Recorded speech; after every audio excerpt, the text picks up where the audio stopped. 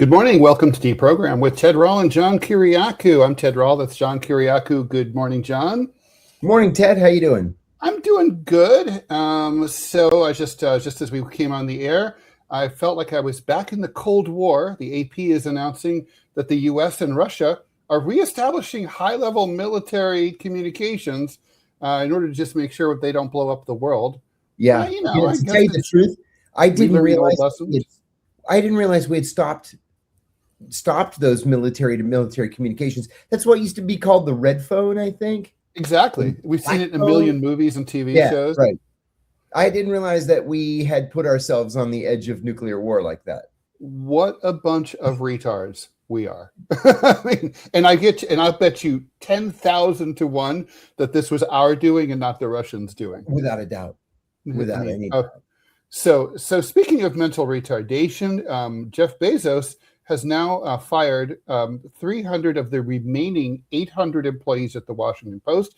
We're now down to 500. Originally, when he bought the paper, there were 2,500.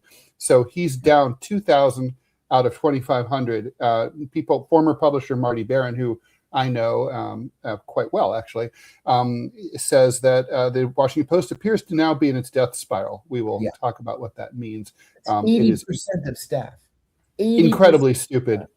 Oh, I'm sure they're saying, we're going to have to do more with less. Yeah. Everybody's heard that before. May I interrupt you for a second? Please.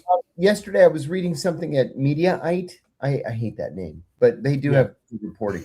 Me too. They zeroed out the sports section.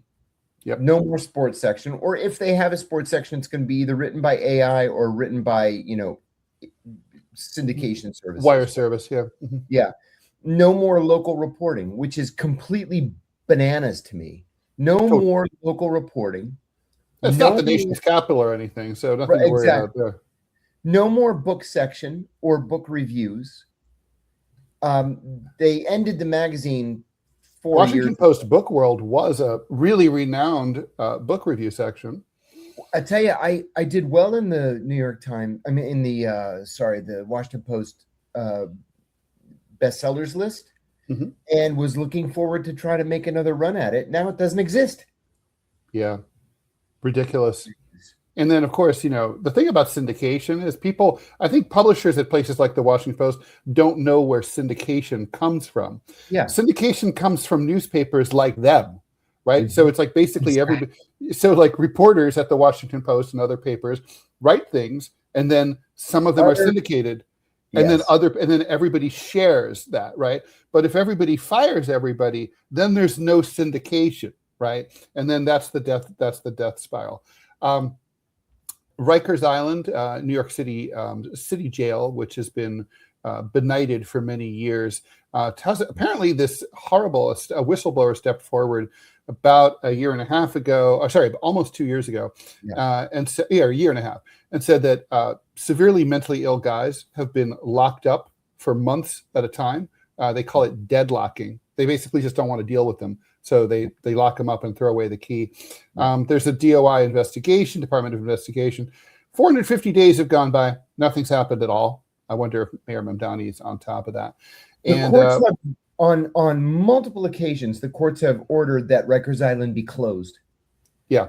Although I always wonder John, you tell me, right? I mean, do you think it makes a difference to just close an institution? I mean, the problems that afflicted Rikers Island aren't just the fact. It's not the geography, right? I mean, or the building. It's the poor funding. It's the lack of training. It's the terrible policies coming from the top. That's right. It's exactly what it is. And there are no solutions to those policies. When a half a dozen of your guards get arrested and charged with murder for torturing a prisoner to death because he spat on them, then you've got a problem. And those are the guys who get caught. It's the tip of the iceberg. That's it. Yeah. So that's a problem. And then when you don't do anything about the problem and it only gets worse, and you, on top of that, refuse to close the prison, and then politicians are just cycling through the mayor's office and the governor's office, then shit like this happens. And we might, and yeah, if Mamdani has his way, although I don't know how well, I mean, we can talk about this a little bit later in the show. But if Mamdani gets his way, we're going to end up with 5 borough jails. Yeah. I mean, I don't know. I just don't I don't know if that's a good idea either. problem. Yeah. I'm not sure. The one advantage is that loved ones it would be easier for them to visit people, or for them maybe. But like, for example, if you're in the Staten Island lockup, how are you getting legal counsel? Yeah. I mean, there's not a lot of lawyers there. No, the lawyer's got to go all the way to Staten Island. That's a day. If you have to drive all the way to Staten Island, do your legal meeting, drive all the way back to Manhattan, that's a day. You're not going to do that. Yeah. And especially if you're a public defender, you don't have the time to do something like that. No, you just won't. You'll be in that situation that prosecutor for that federal government prosecutor in Minnesota famously said, like, this job sucks in court. Yeah. Like, I can't stand this job. I would quit if I could. It's so funny. They punished her by firing her. She wanted to be fired. Yeah, she's like, thank you. Saying. She was asking to be fired without saying, will you please fire me? Exactly. And then they're like, okay, fine, you're fired. And she's like, thanks. Very strange. And then we have this Quinnipiac poll. I guess we could start with that because I think it's an interesting story. What do you think, John? It's important. All right. So, we obviously, Renee Good and Alex Pretti lost their lives to ICE a couple of weeks ago. And now we have some polling about what the American, we've been thinking and guessing what the American people think, but we didn't have numbers. Now we do. Quinnipiac poll, one of my favorites. They're one of the few that correctly predicted that Trump would win in 2016, for example, have come back and they say 61% of Americans don't think the president told the truth about the shooting of Alex Pretti. But 25% do believe the Trump administration's messaging. I'm like, who are the 25%? I know, right? I mean, do they see it? I mean, so 78% of Americans, which is crazy, have seen the video. I don't think 78% of Americans watch the Oscars or do anything that communal, right? So this was a huge national moment where we were all doing and watching the same thing. It was like the 60s all over again. Yeah. So we do have a big party split. That shouldn't come as a surprise to anyone. 93% of Democrats, 65% of independents say that they think Trump lied. 60% think he was honest, but that's kind of low for Republicans in this day and age who are so loyal to Trump. That is low for Republicans. Yeah. 80% of the American people believe there should be an independent investigation. Again, who are the 20%? And meanwhile, the new NPR PBS Marist poll finds that 65% of the public believes that ICE has gone too far. Again, who are the 35%? I mean, because even our producer Robbie West says that ICE has gone too far, and he's an immigration hawk of beyond belief. Speaking of which, we are without Robbie today because his wife is very ill, and he's taking care of her today and tomorrow. He's at the hospital with her, but hopefully we will be back with Robbie on Monday. This is that time of the month when we ask you to help donate. The GoFundMe, which helps him stay working with us, and it's definitely going to be a smoother experience with him back, like it was yesterday, and will be again. So, Kizzy, get better. GoFundMe, search for DeProgram Robbie. I put up the URL up there. If you haven't donated, please consider doing it. And seriously, if you have a little extra scratch, please consider throwing it his way. He would not want me to ask for this. But honestly, he really could use it. His insurance sucks, and he's going to be laying out a lot of out-of-pocket stuff for his wife, who, by the way, doesn't share his political opinion. So if you hate his politics and you don't want to donate to Robbie Aid, you'll be donating to Kizzy Aid this month if you do it that way.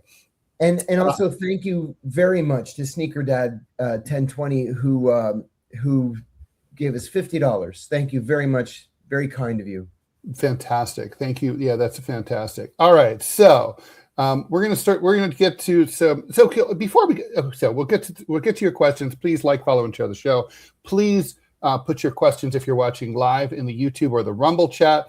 We'll get to them as we always do. And of course, we're not limited to the conversations to the topics that we've just enumerated here. But before we get to your questions, John, This is a story that's not going away. The killings in Minneapolis, and it seems like what's going on now is that the administration's trying to bring down the temperature by first of all bringing in the very reasoned, calm Tom Homan, who I guess who got to keep his $50,000 bribe. By the way, he did. He kept. It's crazy. Bribe. It was a sting operation. At least, I mean, I might say like, okay, I'm not arresting you, but I need that $50,000 back. Anyway, the point is, Tom, and then also he's withdrawing 700 ICE goons from Minneapolis. Okay, so we're supposed to breathe easily, right? But those ICE guys, they're not going anywhere. I mean, well, they're going to go somewhere else. Is my point, right? Yeah, that's exactly right. They're not just going to go back to headquarters and sit and play pinochle. No, they're going to go somewhere else. But governors have begun asking state legislatures to pass laws allowing, I should say, state governments not to cooperate with ICE. Rather, we haven't seen that before. And much to my surprise, there's a handful of federal judges out there just over the last 2 days that have begun making decisions not allowing ICE to go into certain cities. And I think that they are just making the decisions, hoping that they get sued or that the decisions are appealed, really, so that the appellate courts can make the final decisions. I think that's what we're looking at here. And then we'll have more of these federal prosecutors losing their minds and that's right. And getting themselves fired. That's right. So, yeah, I mean, the system is going to start to get creaky. Also, there's these giant detention facilities. It's interesting, right? Like whenever corporate America or the government wants to put a big, massive cubic foot facility somewhere, they end up usually doing it in red America because that's where the most space is, right? Blue America is more densely populated. Right. So these giant ICE detention facilities that currently have RFPs out for contractors to request for proposal to fill out, it looks like a lot of them are going to end up in places like the Florida Panhandle, in northern Texas, and places like which is where existing prisons already are. Right. If you look at Texas, for example, Florida, Pennsylvania. Listen, there's a fantastic book called In Defense of Flogging by a professor of criminal justice at John Jay College named Peter Moskos. And he says that the reason why there are so many prisons in places like Texas and Florida and Pennsylvania and Ohio is because they are the sole employers for otherwise unemployable, undereducated, rural white men. Right. And that is absolutely true. And so given that fact, given that demographic reality, John, why is NIMBYism cropping up now? Even among MAGA America, people don't want these detention facilities, particularly for immigrants, in their backyard. Is this because they had a bad experience hosting these private prisons? Or is it something, are they afraid of illegal migrants escaping? What is it? It's not escaping. It could be that even they don't make enough money to live on when it comes to private prisons. Private prisons, they squeeze every last penny out of the food, out of the medical care, and out of the pay of the guards. So they're not making any money either. And besides that, there are a lot of people, and I'll tell you specifically, the wife of one of my closest friends works for the GEO Group, which is the biggest private prison company in America. They live in rural Pennsylvania. And they're just not confident that these prisons are going to be there beyond Donald Trump. They think that if a Democrat is elected, the Democrat is going to shut down these private prisons. And then they are SOL. And then what do? So, yeah. Well, I mean, that was kind of like the NIMBYism that affected, although it's a very different demographic, when Amazon wanted to put one of their giant facilities in Queens in AOC's district. Yes. And she drove them away and said, we're not interested, go away. Yes. And, like the New York Post and right-wing media tried to make a lot of it. Like, look, AOC is literally killing jobs. Yeah. But her stance had widespread support inside her district. It did. And nobody misses it. Nobody's saying, oh, my God, I wish we had let Jeff Bezos come here. Oh, my God. Right. No, they don't. The people would rather. I mean, it's sort of, this reminds me of game theory, John. There was an experiment. I love game theory, and there was an experiment where there were monkeys or chimpanzees, and they would allocate them a ration of 10 bananas a day, and then they took they started reducing the among the half of them. They had a control group. They kept getting the 10 a day. Then the other half, they kept reducing. Like, you're going to get 9, you're going to get 8. And basically they started like becoming more vocal and complaining. But once they got down to like 5, they got so furious. They refused to eat any of the bananas. They threw the bananas at their handlers, and they started throwing scat at their handlers too. And in other words, it was the people that, these primates could live with a certain degree of unfairness as they perceived it. But beyond that, they were so angry that basically they rioted and were willing to go hungry rather than deal with it. This kind of reminds me of that. Like, I'd rather have nothing than have your shitty, poorly paid, gross, hard, unpleasant job. It kind of reminds me when I was a little kid. It was the blizzard of 78 you and I were just talking about. My brother and I went out and we were making tons of money. I remember specifically, we made $220 that Saturday morning, which was a lot of money. I mean, we're talking about, $2,000 in today's money. Sure. That an 11-year-old and a 9-year-old made shoveling snow. So I went up to this one house, the corner house, Mr. Karen Bauer's house. I still remember him. He drove a limousine, which even to me as a little kid was just weird. Like, he bought his own giant stretch limousine and would just drive himself in this giant limo. Anyway, I asked him for $5, which is what we were getting for everybody. And he said $2, and you do the driveway too. And even 11-year-old me knew to say shit. Yeah. Also, it's like, dude, you are not reading the market right now.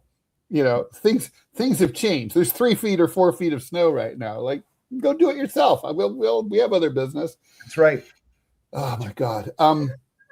So before we move on to some of the viewer questions, my question for you is, how much of a liability is this ICE situation? I mean, immigration is still a good issue for the administration. I just wrote about it. Basically, I think Democrats are not reading it right if they think that, like, now, people don't want deportations. They want deportations. They don't like how they're being done.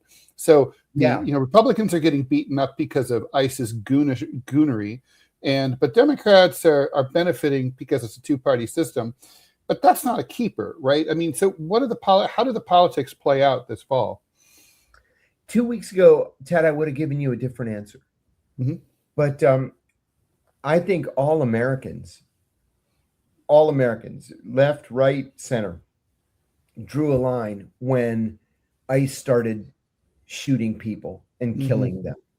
Mm-hmm. First of all, no name plates, you can't see their faces because they have masks on, no badges. We're just supposed to take their word for it that they're if someone gets killed, no, there's not even no accountability at all. No accountability, no investigation. And Americans have put their collective, foot down and said, enough is enough. You've gone too far. But 2 weeks ago, before they started killing people in Minnesota, I would have said, well, the Democrats are on one side on this. The Republicans are on another side. It's just going to be another ugly, divisive issue. No, it's different now. Everybody's saying stop.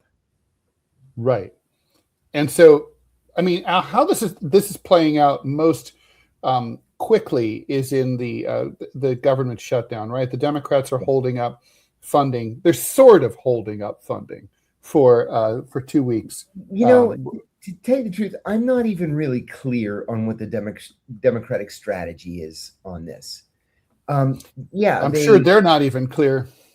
They're kind of, sort of holding up funding. Because like there's been some reporting, that to the effect that this money is already pre-allocated by Congress, right? And so it may be completely just window dressing. It might just be a cash flow issue temporarily, like a hitch. It's been appropriated. There are two different kinds of bills when it comes to the budget. There are appropriations bills and authorization bills. So they've appropriated the money. Now the vote is to authorize them to use the money, and that's what we're talking about here. Right. And so, so Department of Homeland Securities you can kind of tell the Democrats don't know what they're doing, and they're kind of like figuring out how to drive the car after they stole it, because they don't have a clear set of demands. They've said, okay, we don't want, they have a clear set of demands, but they're not sticking to them. They're like, well, we're going to, we would like no masks. We would like accountability. We would like, IDs and all that. But body cameras. Kristi Noem already said okay to the body cameras, which, by the way, is sort of a backtrack, because I remember her saying a few months ago that, in fact, they already had them. Yeah. But anyway, and then it was kind of like, well, if they already had them, how come we can't get that stuff released? Yes. But anyway, she said okay to that. I know, but they can use the body cam stuff. They can edit it and, make scenarios look okay for themselves. And cops have done a great job of that all over the country. Thank you to McKenna for $9.99. But McKenna says, please put out a recommended reading list, specifically on the histories of Israel, the Middle East, Iran, maybe personal favorites too. We actually did that for our paid subscribers, but we can figure something out. Yeah, we'll figure that out. And thank you very much for that donation. Thank you. So, the Democrats, but it seems like the one thing they want or are asking for is no masks. And that seems to be something the administration is really unwilling to do. Why is the administration so unwilling to do it? And will Democrats cave as they always do, or will they hold tight? I think the Democrats are going to cave, because the Republicans are making the point that they're afraid officers will be doxxed. They point to these websites that already exist with the personal, identifying information, the name, the address, the phone number, photographs of these ICE officers. And I think that the Democrats are going to cave, and they're going to say, well, that's true. There are some bad apples out there that are doxing people. Nothing's going to change. No, nothing. I agree with that. And then that Democrats blow up their own issue. Yes. So, I think standing firm is the way, if nothing else, just to convey strength, something that Donald Trump is very good at doing, even though it's not always a reflection of reality. Donald Trump is very, very good at reading public opinion where the Democrats are clueless. Very true. All right, John, shall we do some questions? Yes. Let's do All that. right. Any thoughts on quadruple J, XYZ? Any thoughts on Keir Starmer's fate amid the recent Mandelson scandal? Oh, and along the same lines, Reynolds Rap 22, thank you for the $9.99. Question out of left field, but are you following the implosion in the British Parliament right now? Oh, great. Just started watching, guys. I'm loving it. Thank you. Yes. So, let's talk about that. I was talking to Mike from Nottingham yesterday, and we were talking about this very issue. This issue is fascinating to me. First of all, Mandelson has been a scumbag his entire adult life, right? He had been credibly accused of bribery and just general, what's the word I'm trying to use here? General crookedness. The guy's a scumbag. Skullduggery. Yeah. Skullduggery. He's just a crook. He's always looking to pocket a couple of bucks. It's just scandalous. And he was drummed out of two different labor governments. And so what does the last labor government do? They make him ambassador to the United States. And then he says, oh, I never met Jeffrey Epstein. Maybe I met him one time, but I don't really know anything about him. And then there's a picture of him on Epstein's island in his underwear with a 16-year-old. And so not only was he thrown out of the labor government 4 days ago, but he was thrown out of the House of Lords. When was the last time that happened? No, that like never happens. But Mike also brought up a very, very important point. And Ted, it's something that really bears close watching. The Labor government is in the process right now of major criminal justice reforms, which are not reforms, where they are doing away with jury trials for almost all cases other than murder, rape, armed robbery, the most violent. No jury trials. Like so it's not even going to be like here in the US where most accused criminals never get to go to trial because they have their case is larded up with a bunch of overcharging and they're bullied into just taking a plea. You're talking about like in the UK, theoretically even they're not entitled to a trial before a jury of their peers. Correct. You just don't get it. You don't get the trial. It's not a choice you can make. A lot of people that's disgusting. When they're guilty, but they don't want people to go nuts, it's a high-profile case, you can elect to have a bench trial. Mm-hmm. So only the judge hears the evidence, then the judge makes his decision. This is different because that's a choice. And this, what the Brits are talking about, it's just again, to use the phrase, you're shit out of luck. Yeah, you are. God, that's crazy. Petey Hendricks, why not solve the housing crisis, by making corporations divest from single-family residences? This would add 3.8% of homes back to the market, roughly 600,000 homes. I think that you'd have some major constitutional issues because American law, basically comes out of British common law, speaking of the Brits, right? And contract law is 1,000 years old in our culture, right? And basically anyone can buy anything. A corporation is a person. I don't know. I don't see legally how you get around it without a constitutional amendment. Ted, I subscribe to Barron's. I get it every Saturday morning, hard copy, and you can read it every day. So they're recommending a stock this time that I had never heard of called Invitation Homes, right? And I'm thinking, I thought I knew all the home builders. I never heard of Invitation Homes. Well, it turns out Invitation Homes doesn't build any houses. They own 86,000 single-family homes across the state of Florida. This is exactly what people have been warning us about. Yeah. This has been in the works for a good 20 years or more. Yeah. And they're saying, oh my God, they're swimming in cash and they've got a 4.4% yield. Everybody should buy Invitation Homes. I'm like, no, the people should take over Invitation Homes and, do away with its leadership and take its money. Oh, I couldn't agree more. Guys, Elliot Covert, you were both kids when the GOP decided they could no longer protect Richard Nixon. I remember that very well. How does today's GOP compare vis-a-vis Trump? Well, as far as that's not going to happen under under Lindsey Graham or Speaker Mike Johnson. That's not going to happen at all, ever. Sam Ervin was the ranking Republican on the Watergate committee on the Senate side. No. Sam Ervin was a conservative Democrat. It was Howard Baker that was making a name for himself as one of the senior Republicans on the committee. And he famously asked the question, what did the president know and when did he know it? And when it became clear to Howard Baker and other Republicans on the committee that Richard Nixon knew of the cover-up, because remember, it's not the crime that does them in, it's the cover-up of the crime. That was it. And then Baker and Bob Dole and a handful of other people, Barry Goldwater, went to the White House and told Nixon, you've lost the Republican caucus. You have to resign. Yeah. And there's not a Republican on Capitol Hill other than maybe Thomas Massey and maybe possibly Rand Paul that would ever do such a thing. Yeah, that's right. Richard Nixon was never going to put himself through the ordeal of going through the impeachment. And so he read the writing on the wall and flew off to California. Yeah. F you so, $1. Your show needs an intro video. It has an intro video. How about a spy versus spy themed cartoon? but some sort of cartoon.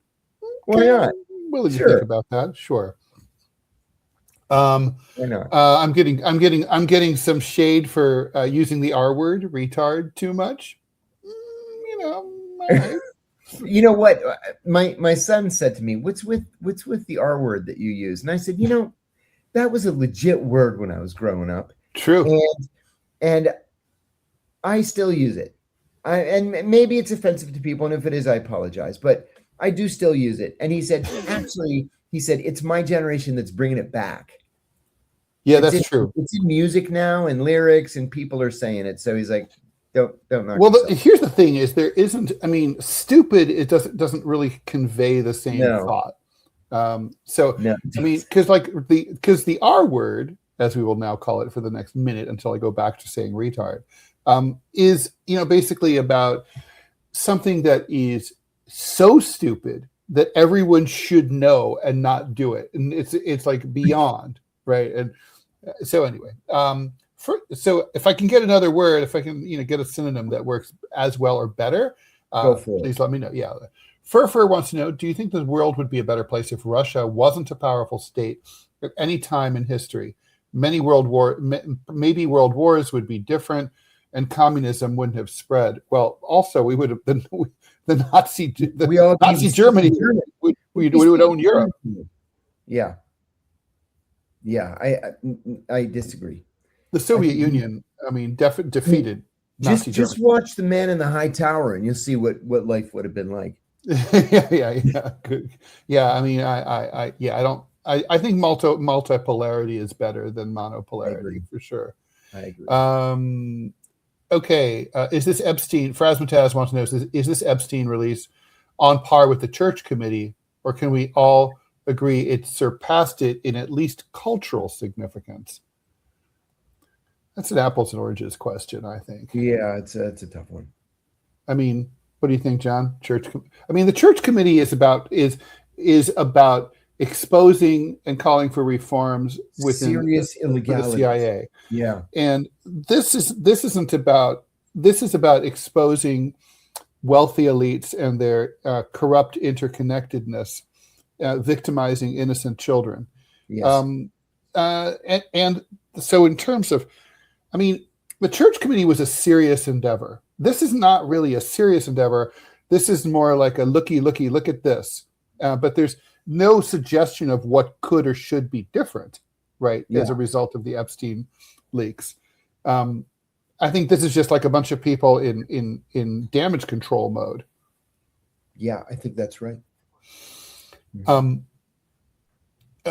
Pink Lady Apple 83, question for you, John. You've talked about how the CIA was difficult for your relationships when you were there. Has that improved since you've been out? Are they healthier now?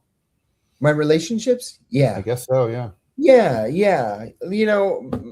My second wife was a CIA officer. I am prohibited by court order from talking about her. Needless to say, things did not go well, and I feel righteous. That's all I'm going to say. I did nothing wrong. Somebody did. Wasn't me. So, plain and simple. I am in a long-term relationship now. I have been for coming up on 3 years.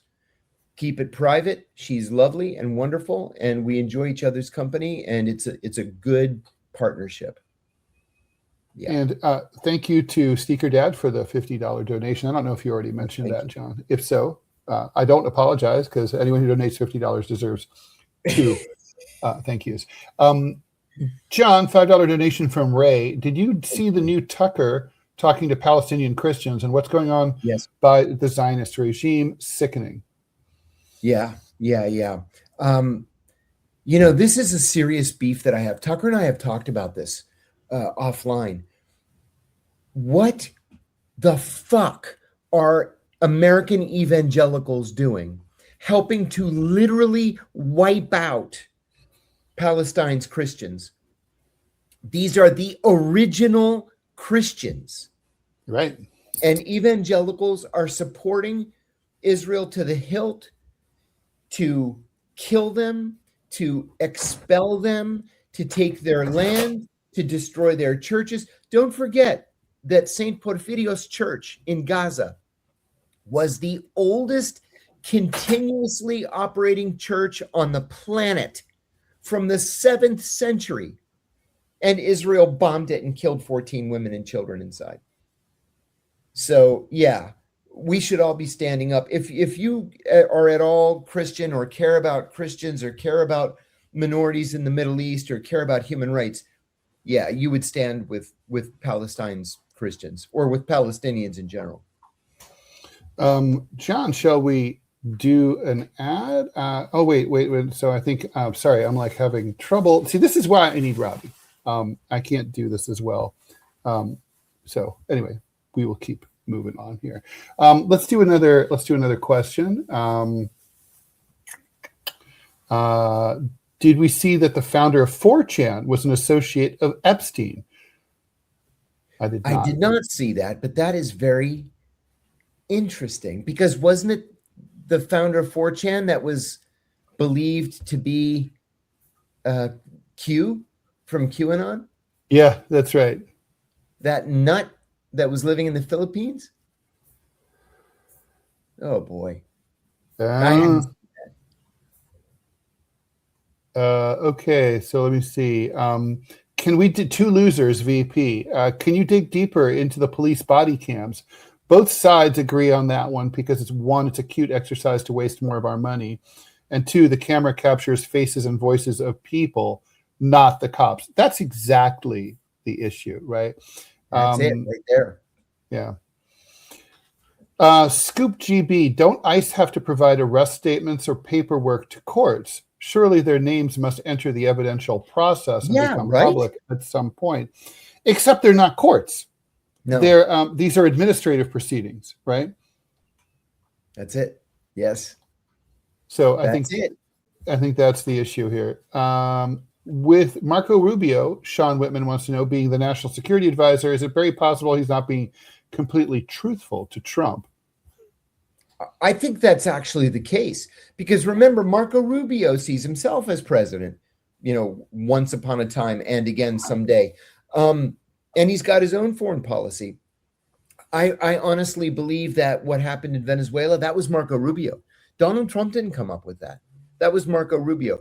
To squeeze the Cuban government into non-existence, that's Marco Rubio. This thing with Iran, I believe that's Marco Rubio.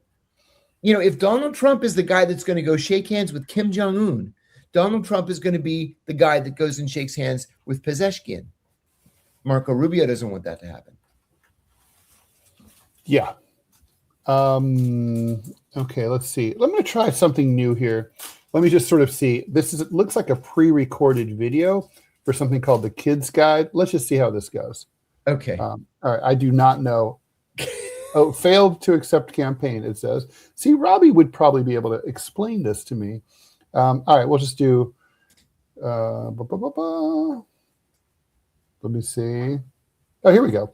You've probably noticed Rumble is growing fast and it's not slowing down. They're building a real alternative to big tech that puts creators first and actually protects free speech. And now there's Rumble Premium, an easy way to upgrade your experience. With Premium, you get ad-free viewing across the platform, no pre-rolls, no interruptions, just the content you came for. Plus, Premium members unlock exclusive content like bonus videos, behind-the-scenes drops, and more from your favorite creators.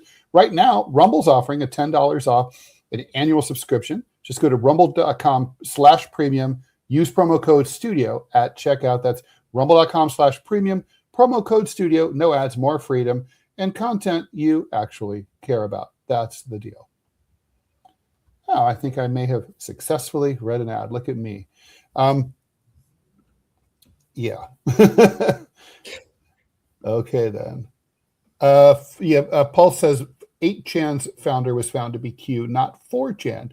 4chan's founder was pushed by Epstein to create the politics board in 2011. I thought 4chan just changed its name to 8chan. Yeah, I find those things confusing for sure.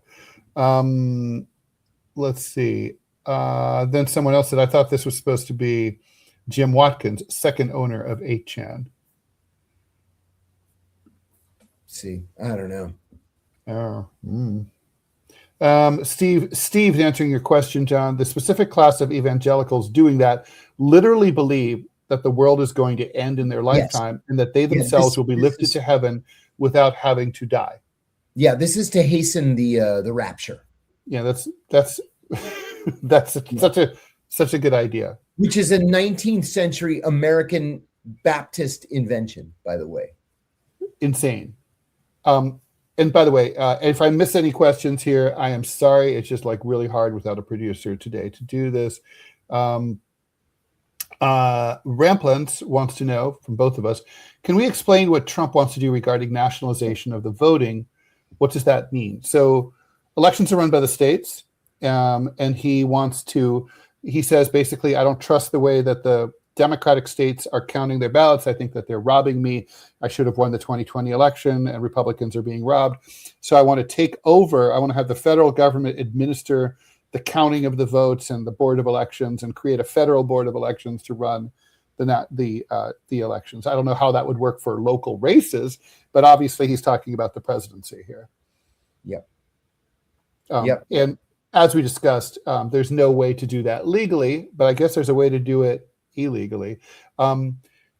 Christian Cedillo, thoughts on the CIA's intervention in Mexico. Do you think that they have operated there recently? Oh, yeah, I do. Yes, the historically, the Mexico City station has been one of the largest on the planet. So, yeah. Jackson McGrath, John, what's the most apartheid law in Israel? The most apartheid law. Oh my God, where do you start? I think one of the worst is there's no freedom of movement. So if you're Palestinian, you may only enter Israel proper with permission of the Israelis. You can't go from one village to the other without permission. You can't cross that line. You know, when I was in Israel, I wanted to go to Bethlehem, for example. I'd never been to Bethlehem. In a taxi that's driven by an Israeli, no problem. We just cross from one to the other. In a taxi driven by Saeed, my Palestinian driver that I connected with, no. He was not allowed to cross the line. And there are these gigantic walls that have been built, like prison walls, with barbed wire at the top, and then they go down, 2 meters underground, so you can't tunnel underneath them. They're just not allowed freedom of movement. And then the other thing too, in Gaza, it was worse. Before the Gaza war began, the Israelis were allowing the Gazans only 5 hours of electricity and 2 hours of water every day, not because it wasn't available, just because the Israelis would shut it off. And I was talking to Norman Finkelstein, who's a wonderful scholar, and he said that the Israelis had really overreached in Gaza. Their goal was to keep the Palestinians in Gaza weak and hungry, right? So that they wouldn't be up for a fight. The problem was they made them too weak and too hungry, and they had to lash back. Right. That's interesting. Yeah, I mean, like the thing is, I mean, it is hard to say, but I mean, for example, even if you go to the old city, which is like, tourism ground zero, right? So this is where the Israeli government, you would think, would be on their best possible behavior, certainly a lot better than in the occupied territories. And they have these horrific checkpoints where, manned by the IDF, where everybody goes through and Palestinians have to show their ID. They're searched, they're humiliated in their own homes, trying to just go to their businesses or their homes. And the Israelis are constantly patting them down. Yes. In Muslim culture, touching women is very bad, but they frisk women. My mom, they humiliate them. My mom and my sister went to Israel in 2008. I think it was 2008. And when they got back, I asked my mom, so did you have a wonderful time? You saw all the holy sites? And she said to me, my poor mom, she goes, did you have any idea how they treat the Palestinians over there? And I'm like, Mom, I've been shouting about this for 30 years. Yeah.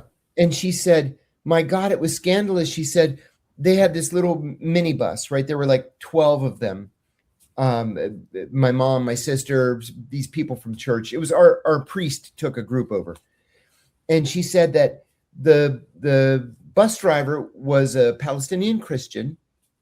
And because he had done these routes 1,000 times, he wouldn't get out of the bus. He'd take you to the Church of the Nativity, he'd sit on the bus. He takes you to this place, he sits on the bus. That place, he sits on the bus.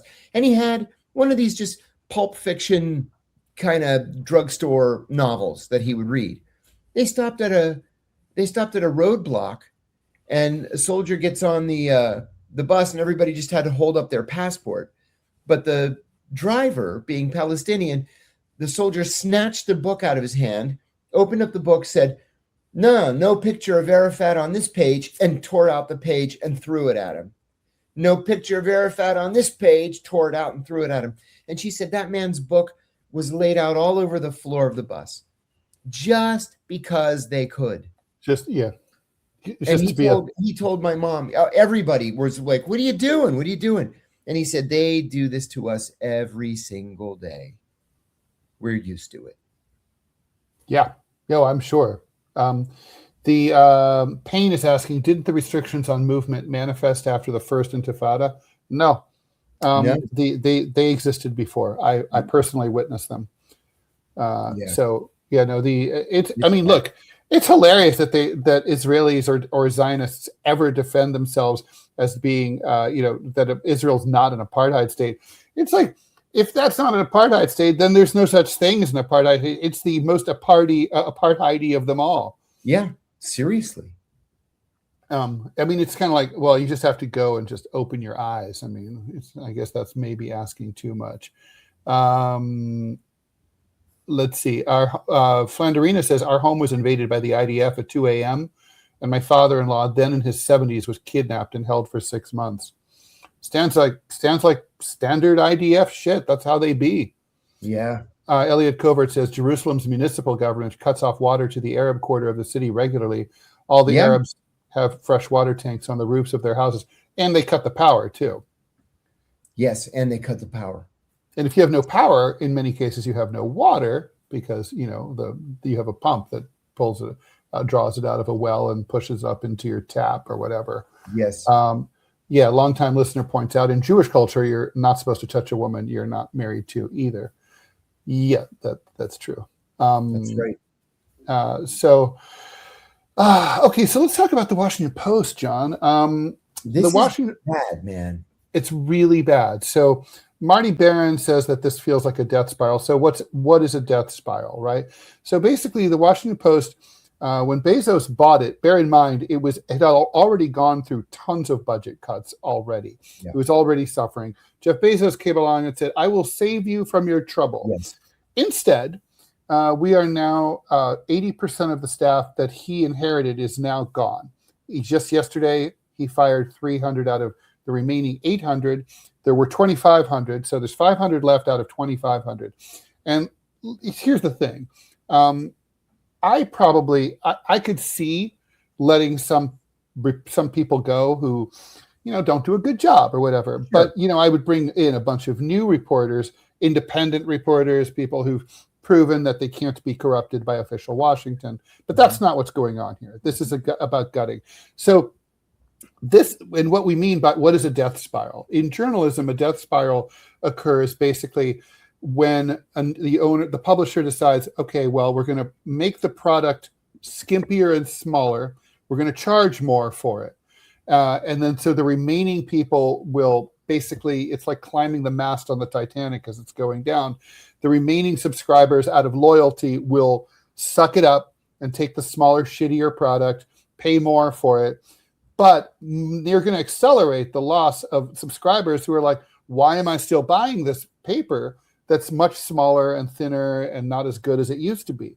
Yeah. And so they're circling the drain. That is not a path to solvency. No. If you are the richest man in the world, or one of the 3 richest men in the world, then you're going to want a legacy, right? You're going to want, listen, we've all watched what's it called? Rosebud. What's the name? Citizen Citizen Kane. We've Kane. all seen Citizen Kane. You want an outlet that's going to be yours. Mm-hmm. You don't want to ruin your own outlet, especially when that outlet was one of the 2 or 3 most highly respected newspapers in America, maybe in the world, one of the top 5 newspapers in the world, known for its investigative journalism, known for bringing down a corrupt president. That's the paper that you buy and you ruin. And that's exactly what he's doing. It was bad enough when he ordered the editorial page to move not just to the right, but kind of far to the right. I actually stopped reading the editorial page in the Washington Post. It's unreadable now. It's a waste of time. Right wing. Yeah, I can't do it. But he's fired 80% of the staff. They're in that gigantic new headquarters over on K Street. Gigantic headquarters. John, let me tell you what I think happened. You tell me what part I'm not getting right. Yeah. I think what happened is that Jeff Bezos was genuinely interested in this idea when he bought the paper. And then he quickly realized, or maybe not so quickly, but he came to realize that he didn't know anything about how to turn around a newspaper, and he wasn't willing to take time away from the more profitable enterprises like Amazon that he has going on, and all the CIA contracts he has with the Amazon cloud and all that stuff. Yeah. He was like, if this is just a low priority, I was hoping this was going to be a fun side project, and without breaking a sweat, I could turn it around and I'd get all the prestige, John, that you describe from owning the Washington Post and being the savior of the Washington Post. And I'd have a mouthpiece in official Washington that would help me, with lobbying and all that stuff. It's like, turned out it's hard. And nobody really knows how to save print media, except I know. But he's not asking me. So, right. Right. He's like, so basically, he's like, doesn't know who to turn to. He's just like billionaire in their toys. They just take it and they drop it. They're like, he's bored, and so he realized maybe he didn't even admit it to himself until recently, probably a couple of years ago. Deep down inside, he was like, "There's nothing I can do here." So now he's already given up on it. As far as he's concerned, the Washington Post is dead to him. He never pops in. The editors never hear from him anymore. He's completely disinterested and detached. Yeah, I think they're done. I mean, it's like basically the best thing that could happen to them now would be to be sold again. This is the same exact thing that happened with Dr. Pat Soon-Shiong at the LA Times. This is the billionaire model. They think if they throw a little bit of money, they can sort of like get the Tinder going, and then it'll be fly little bird, and then they'll make money. This isn't a startup. This is legacy business. Yeah, you've hit it on the head. I think that is exactly what happened here. He thought, I'll throw a couple of bucks. It's really prestigious that I'm going to own the Washington Post. Everything's going to turn out just fine. And it's not. It's not. And F.U. So asks a good question. Thanks for the buck. Is it going to become the AI Post? Because that's what happened to smaller papers. The travel section is just written by AI bots recommending hotels that no longer exist, for example. That'll just be part of the death spiral, right? Yeah. Yeah. I mean, just making the product shit, the end shitification, as the techies call it. And that's what it'll be. And it's, look, the thing is, it's not just a legacy business. It's a business that is in, the middle of a profound transition to, due to the internet. And it's been in the middle of that for the better part of 20 years, and they haven't figured out. John, the answer is simple. The answer is that none of the content that's online at the Washington Post should ever appear in print. The print edition should be a completely different entity. Your phone should tell you what happened just now, and the print thing should come the next day and tell you what it all means in analysis. Only analysis. That's a good idea. That's a new model right there. That's what it needs to be. And people, no one wants to read 5,000 words of like The Economist, like on the phone, but they'll take it to the bathroom in print. That's the purpose. That's how this should be handled. I can't believe nobody's done it. Maybe it's because they're retarded. Anyway, should we talk about this Rikers Island thing, the deadlocking thing? Do you think Mayor Mamdani is going to get on top of this? I mean, he has said his plan is to have 5 city jails replace 1 city jail, 1 per borough. I mean, there's no money in the city, right? Mayor Adams left him $10 billion in debt. Yeah, every mayor says they're going to tackle this. Every single mayor, and they all fail. Every one of them. The courts have ordered Rikers Island to be closed and torn down. They've ordered it, but there's nowhere else to put people. Right. So, I mean, we would all love it if Rikers There Island. Are people who have died who were literally, there was one guy who died last year, John. He was in for some incredibly minor thing, like peeing in public or something. Anyway, the dude couldn't come up with $20 or $25 bail. He was that poor. He was there for the better part of a year, gobbling up taxpayer money. And then he was murdered by the guards. I mean, there it is. It's like $20. There's at least 1 murder a week at Rikers, and there are usually about 2 suicides a week. I mean, it's a hellhole. There was one kid there. He was arrested for stealing a backpack, and he was put in Rikers. His family couldn't come up with the $150 or whatever to bail him out, and so he was there for ages, for over a year, awaiting trial. The trial kept getting delayed. And finally, he committed suicide, all stemming from stealing a backpack. By the way, city jails are the lowest circle of hell in the penal system. Oh, the worst. Having spent 9 days in one in solitary confinement, I can tell you they're the worst. Yes. John, and you very quickly get tired of bologna sandwiches 3 times a day. Sure. Yes. So Peruse is asking, and this is the last question we're going to have time for today. Does the CIA analyze religion as a factor in different countries, or is that approach just secular and material? Oh, no. Religion is very heavily considered. Yes. I mean, it's a huge part of people's culture. I mean, I feel like it's really important to, regardless of your own faith or lack thereof, it's really important to study religions because they motivate so many, billions of people's lives. I mean, it informs everything, even for people like me who are not religious. It's still, I grew up Catholic. Being Catholic is a huge part of my culture. So you want to understand Ted Rall, you got to understand Catholicism. Right. Anyway. Okay. Well, I guess we'll leave that there. Robbie West, if you hear us, we are all our love to you and Kizzy. Hope that she comes through everything well. Don't forget Robbie, GoFundMe.com. Then look for DeProgram Robbie. Once we get to $1,000, we stop bugging you. But seriously, consider being very generous today. It would mean a lot to me and John. And with that, please stay tuned. Coming right up is TMI Show with me and Manila Chan. And then at 11 o'clock, we have the DMZ America podcast, which we have every Thursday at 11. That's 11 o'clock Eastern time. Scott Stantis and I will be interviewing Mr. Fish, the cartoonist, controversial cartoonist.